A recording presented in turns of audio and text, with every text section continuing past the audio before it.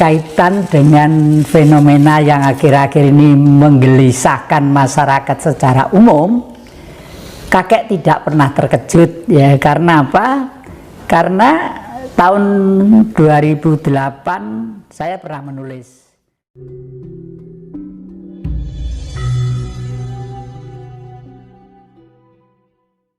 Apa yang harus kita lakukan sebagai manusia Nusantara, khususnya sebagai orang Jawa? Mohon direspon yang Jati. Oke, terima kasih dan selamat berjumpa kembali rekan-rekan seluruh Nusantara dari kekeluargaan Ngaji Roso ini. Bahkan tidak di Nusantara aja, karena dengan Ngaji Roso itu saya dapat telepon dari Malaysia, dari Brunei juga ya, dari Irian Pucuk Gunung sana itu juga ternyata mengikuti ya. Terima kasih. Berkaitan dengan fenomena yang akhir-akhir ini menggelisahkan masyarakat secara umum, kakek tidak pernah terkejut ya. Karena apa? Karena tahun 2008 saya pernah menulis bahwa manusia di dunia ini akan hanya disisakan 28,3% ya, oleh karena bencana alam, karena penyakit, karena perang dan lain sebagainya. Apakah kira-kira perang-perang dalam arti yang frontal seperti bedil-bedilan itu ada? Itu termasuk teori kuno. Sekarang tuh eranya sudah era baru, era digitalisasi. Mungkin saya pakai saya pakai istilah mungkin termasuk perang era modern, di mana sudah menggunakan semacam virus atau bakteri-bakteri yang dibuat sedemikian rupa untuk mengalahkan pihak yang dianggap lawan. Nah, lepas itu dibuat atau tidak, tapi ini gejala dunia. Hampir seluruh manusia di dunia mengalami hal yang sama. Bahkan di negara-negara barat sana juga banyak korban-korban yang besar. Nah, untuk kita sebagai orang Nusantara, khususnya etnis Jawa, mohon maaf, khususnya etnis Jawa, itu sebenarnya manusia yang tidak pernah kaget dalam hal seperti ini. Karena dulu leluhur kita tuh mengatakan hal seperti ini disebut pagebluk. Nah, selembut-lembutnya virus, selembut-lembutnya bakteri, masih lembut yang namanya istilah Tuhan itu sendiri. Lah, lawannya siapa? Ya hanya Tuhan itu sendiri.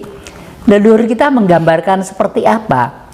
Leluhur kita menggambarkan seperti pada waktu perang Mahabharata, di mana Prabu Salyapati sebagai senopati Astina melawan Pandhawa yang hanya 5. Ternyata yang menang Pandhawa.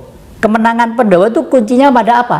Ternyata pada Prabu Puntadewa, Raja Pandhawa, Raja Amarta ya, seorang raja yang sangat lugu dan sederhana. Pakaiannya tidak bermacam-macam corak seperti kakek ini, sangat sederhana sekali. Hanya pakai gelung, pakai gini, karena ini aja ndak pakai kelat bau ya, cincin juga ndak pakai, melambangkan bahwa hidup itu adalah dinamika dari karakter si jiwa itu sendiri. Yang membuat gelisah, membuat bingung adalah jiwanya. Kenapa jiwanya gelisah dan bingung? Karena selama ini kita belum menyentuh, tidak paham tentang peranan Tuhan itu sendiri. Ini yang penting ya. Karena selama ini kita tidak menyentuh kepahaman tentang Tuhan itu sendiri. Umumnya sudah ribuan tahun, ratusan atau ribuan tahun dikayalkan bahwa Tuhan itu ada non jauh di atas sana. Itu satu kesalahan yang besar, satu kesalahan yang sangat fatal turun-temurun kepada anak cucu kita.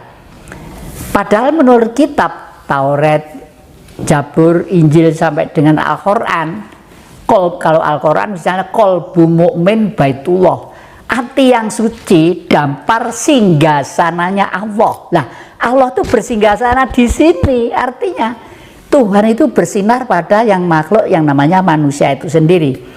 Jadi kalau kita itu sudah pasrah, kita hening, kita tetap tidak melakukan sesuatu hal yang keliru, atau saya tidak ada istilah surga neraka, bagi saya tidak ada. Di dunia itu yang ada adalah benar dan tidak ya, bukan salah dan baik dan benar, bukan. Saya pakai istilah benar dan tidak. Benar itu makan itu penting, tapi kalau makan keterlaluan ya, nasi keterlaluan bisa sakit, kolesterol, pulsa sakit ini dan lain sebagainya ya, itu istilahnya. Jadi intinya Mas Hendra, bahwa selama ini kita harus kembali pelan-pelan karena sudah terlanjur menggelembung kekeliruan ini menjadi kurikulum anak sekolah juga ya. Makanya pelan-pelan kita dimulai dari pribadi kita masing-masing. Ayo mulai mengenal sosok Tuhan yang sebenarnya bersinar pada tubuh kita.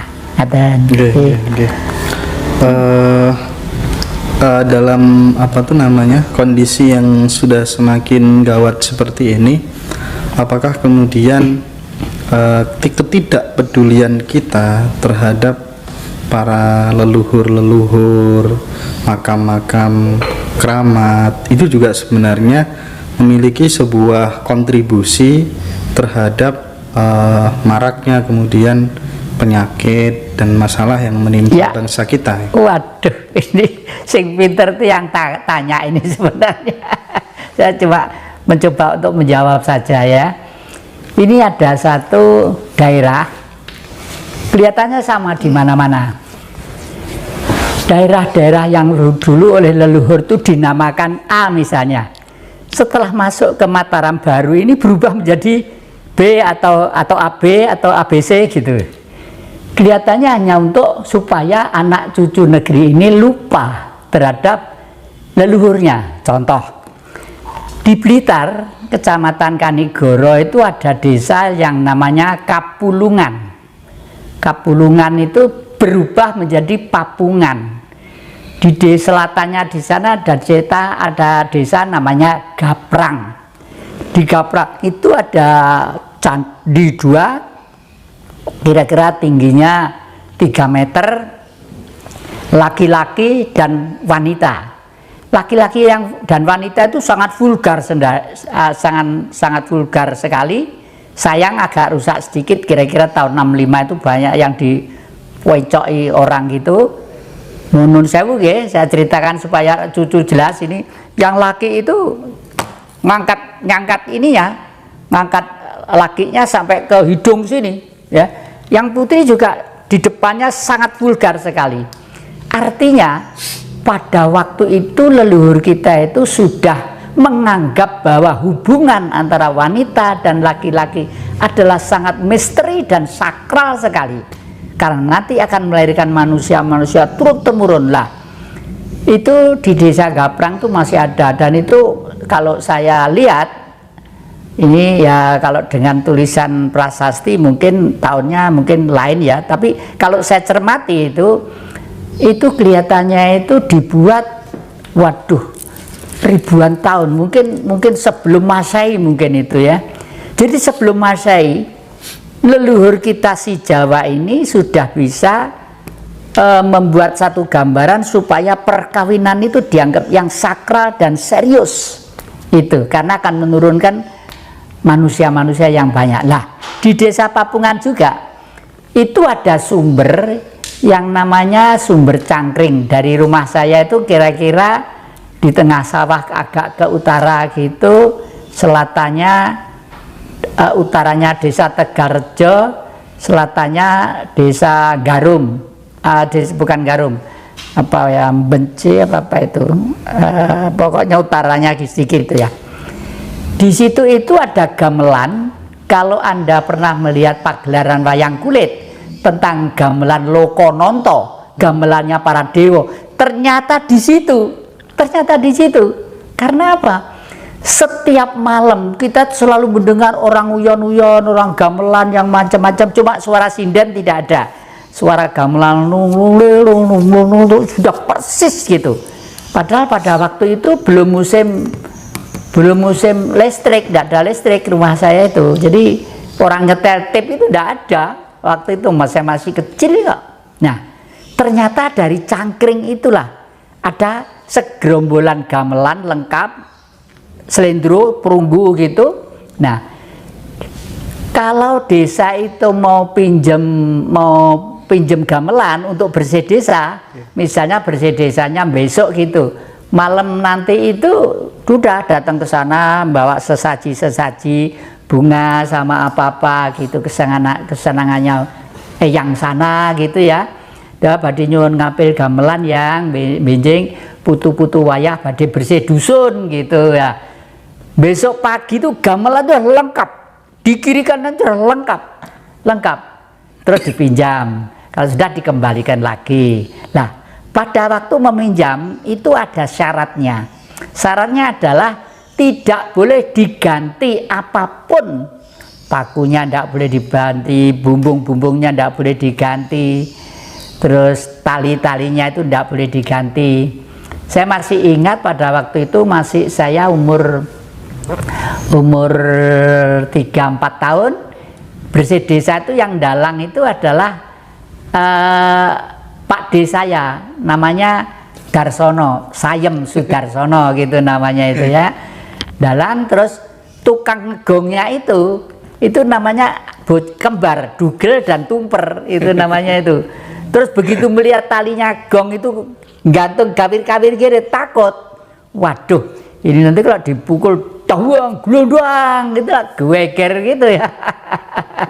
Akhirnya diganti talinya itu, diganti sampai sekarang dipinjam tidak ada, suara pun tidak ada.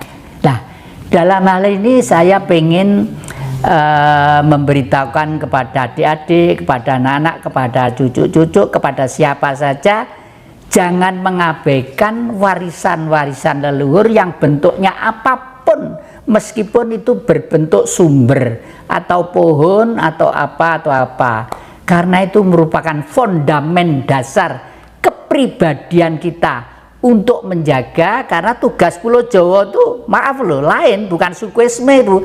Tugas Pulau Jawa itu untuk membuat perdamaian dunia, hamemayu hayu ing bawono.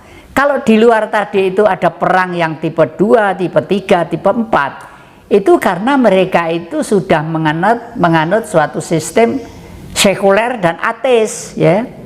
Sekuler itu adalah di sana ada gereja, di sana ada masjid, di sana ada pura, di sana ada ini, tapi politiknya adalah sekuler, artinya materialistis. Maka dari itu blok barat itu negaranya berbentuk nasional yang kapitalistis ya. Karena nasionalisme di dunia itu banyak nasionalisme ya, di Afrika ada nasionalisme, di utara ada nasionalisme, di barat ada nasionalisme. Nah, tetapi di Jawa itu, di Indonesia juga nasionalisme, tapi nasionalisme yang humanity. Oleh karena itu oleh Bung Karno itu diringkas menjadi ketuhanan yang Maha Esa, kebangsaan, kemanusiaan, kerakyatan, keadilan sosial.